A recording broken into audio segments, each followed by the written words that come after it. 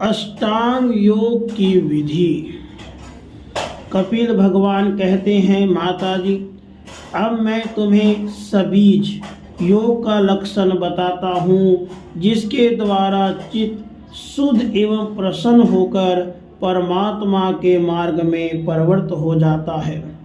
यथाशक्ति शास्त्र विहित सब धर्म का पालन करना, शास्त्र विरुद्ध आचरण का परित्याग करना, प्रारब्ध के अनुसार जो कुछ मिल जाए उसी में संतुष्ट रहना, आत्मज्ञानियों के चरणों की पूजा करना, विषय वासनाओं को बढ़ाने वाले कर्मों से दूर रहना, संसार बंधन से छुड़ाने वाले धर्मों में प्रेम करना, पवित्र और परिमित भोजन करना, निरंतर एकांत और निर्भय स्थान में रहना, मन वाणी और शरीर से किसी जीव को न सताना, सत्य बोलना, चोरी न करना, आवश्यकता से अधिक वस्तुओं का संग्रह न करना, ब्रह्मचर्य का पालन करना, तपस्या करना, बाहर भीतर से पवित्र रहना, शास्त्रों का अध्ययन करना, भगवान की पूजा करना, वाणी का संयम करना, उत्तम आसनों का अभ्यास करके स्थिरता पूर्वक बैठना,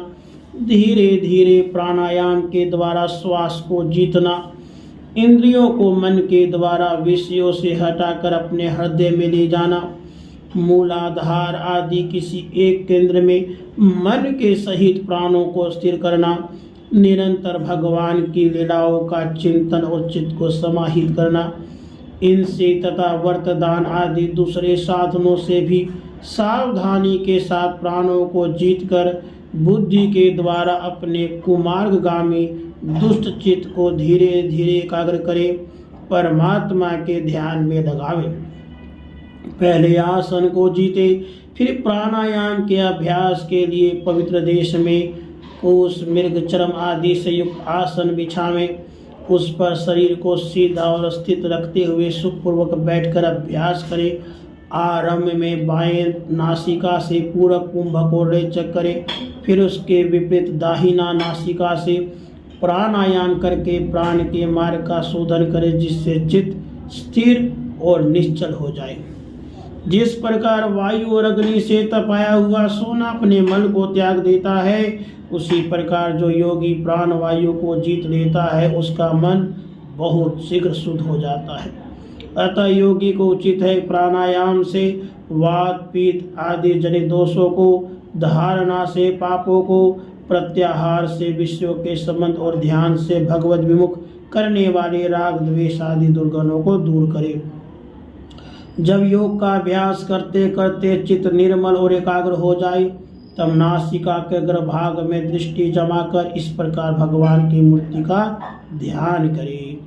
भगवान का मुख कमल आनंद से प्रफुल्ल है, नेत्र कमल कोश के श्याम रत्नारे हैं, शरीर नील कमल दल के समान श्याम है, हाथों में शंकर चक्र और गदा धारण किए हैं, कमल की केसर के समान पीला रेशमी वस्त्र लहरा रहा है, वक्षस्थल में श्रीवत्स चिन्ह है और गले में कौस्तुमणि झिलमिला रही है। वनमाला चरणों तक लटकी हुई है, जिसके चारों ओर भौरे सुगंध से मतवाले होकर मधुर गुंजार कर रहे हैं। अंग प्रत्यंग में महामूल्य हार, कंकण, किरीट, भुजबंद और नुपुर आदि आभूषण विराजमान हैं। कमर में करधनी की लड़ियां उसकी शोभा बढ़ा रही हैं। भक्तों के हृदय कमल ही उनके आसन हैं। उनका दर्शनीय श्याम सुंदर स्वरूप अत्यंत शांत एवं मन और नयनों को आनंदित करने वाला है। उनकी अति सुंदर किशोर अवस्था है। वे भक्तों पर कृपा करने के लिए आतुर हो रहे हैं। बड़ी मनोहर झांकी है। भगवान सदा संपूर्ण लोकों से वंदित हैं। उनका पवित्र यश परम कीर्तनीय है। वे राजा बलि आदि परम यशस्वियों के भी यश को बढ़ाने वाले हैं। इस प्रकार श्री नारायण देव का संपूर्ण अंगों के सहित तब तक ध्यान करें जब तक चित्त वहां से हटे ना। भगवान की लीलाएं बड़ी दर्शनीय हैं। अतः अपने रुचि के अनुसार खड़े हुए, चलते हुए, बैठे हुए, ओढ़े हुए अथवा अंतर्यामी रूप में स्थित हुए उनके स्वरूप का विशुद्ध भाव युक्त चित्त से चिंतन करें। इस प्रकार योगी जब यह अच्छी तरह देख ले कि भगवत विग्रह में चित्त की स्थिति हो गई, तब वह उनके समस्त अंगों में लगे हुए चित्त को विशेष रूप से एक एक अंग में लगावे। भगवान के चरण कमलों का ध्यान करना चाहिए। वे वज्र, अंकुश, ध्वजा और कमल के मंगलमय चिन्हों से युक्त हैं। अपने उभरे हुए लाल लाल शोभा में नख चंद्र मंडल की चंद्रिका से ध्यान करने वालों के हृदय के अज्ञान और घोर अंधकार को दूर कर देते हैं।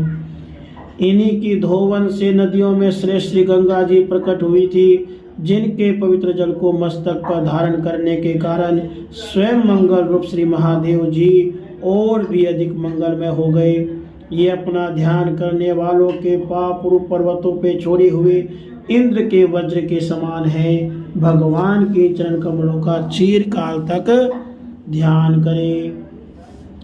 भव भयहारी अजन्मा श्रीहरि की दोनों पिंडलियों और घुटनों का ध्यान करें, जिनको विश्व विधाता ब्रह्मा जी की माता सुरवंदिता कमल लोचना लक्ष्मी जी अपने जांघों पर रखकर अपने कांतिमान कर किसलियों को कांति से लाड़ लड़ाती रहती है।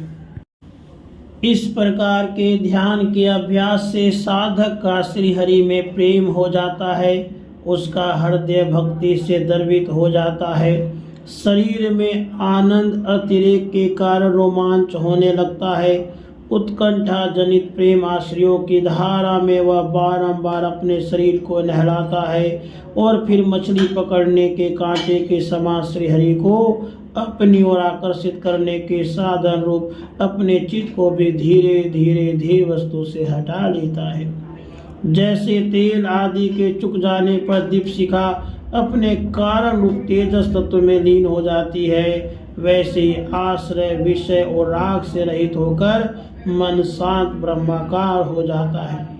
इस अवस्था के प्राप्त होने पर जीव गुण प्रवाह रूप देह आदि उपाधि के निवृत्त हो जाने के कारण ध्याता ध्येय आदि विभाग से रहित एक अखंड परमात्मा को ही सर्वत्र अनुगत देखता है। योगाभ्यास से प्राप्त हुई चित्त की अविद्या रहित लय रूप निवृत्ति से अपनी सुख दुख रहित ब्रह्म रूप महिमा में स्थित होकर परमात्म तत्व का साक्षात्कार कर लेने पर वह योगी जिस सुख दुख के भोक्तृत्व को पहले अज्ञानवश अपने स्वरूप में देखता था, उसे अब अविद्याकृत अहंकार में ही देखता है। जिस प्रकार मदिरा के मद से मतवाले पुरुष को अपने कमर पर लपेटे हुए वस्त्र के रहने या गिरने की कुछ भी सुधि नहीं रहती, उसी प्रकार चरमावस्था को प्राप्त हुए सिद्ध पुरुष को भी अपने देह के उठने बैठने अथवा देववश कहीं जाने या लौट आने के विषय में कुछ भी ज्ञान नहीं रहता, क्योंकि वह अपने परमानंदमय स्वरूप में स्थित है।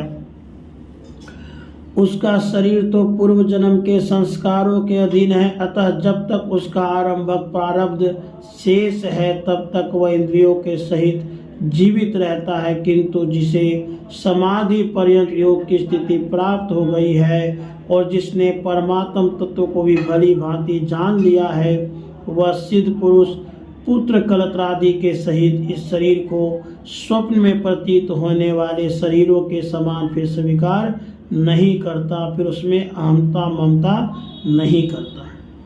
जिस प्रकार अत्यंत स्नेह के कारण पुत्र और धन आदि में भी साधारण जीवों की आत्म बुद्धि रहती है, किंतु थोड़ा सा विचार करने से ही वे उनसे स्पष्ट या अलग दिखाई देती हैं, उसी प्रकार जिन्हें यह अपना आत्मा मान बैठा है, उन देह आदि से भी उनका साक्षी पुरुष पृथक ही है। जिस प्रकार जलती हुई लकड़ी से, चिंगारी से, स्वयं अग्नि से ही प्रकट हुए धुएं से अग्नि रूप मानी जाने वाली जलती हुई लकड़ी से भी अग्नि वास्तव में पृथक ही है, उसी प्रकार भूत इंद्रिय और अंतःकरण से उनका साक्षी आत्मा अलग है और जीव कहलाने वाला उस आत्मा से भी ब्रह्म भिन्न है। अतः प्रकृति से उसके संचालक पुरुषोत्तम भिन्न है। जिस प्रकार देह दृष्टि से जरायुज, अंडज, स्वेदज और उद्भिज चारों प्रकार के प्राणी पंचभूत मात्र हैं, उसी प्रकार संपूर्ण जीवों में आत्मा को और आत्मा में संपूर्ण जीवों को अनन्य भाव से अनुगत देखे।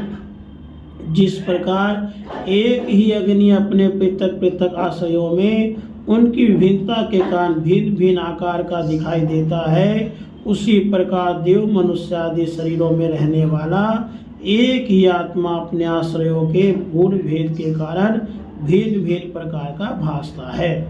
अतः भगवान का भक्त जीव के स्वरूप को छिपा देने वाली कार्य का रूप से परिणाम को प्राप्त हुई भगवान की इस अचिंत्य शक्तिमय माया को भगवान की कृपा से ही जीतकर अपने वास्तविक स्वरूप ब्रह्म रूप में स्थित हो जाता है।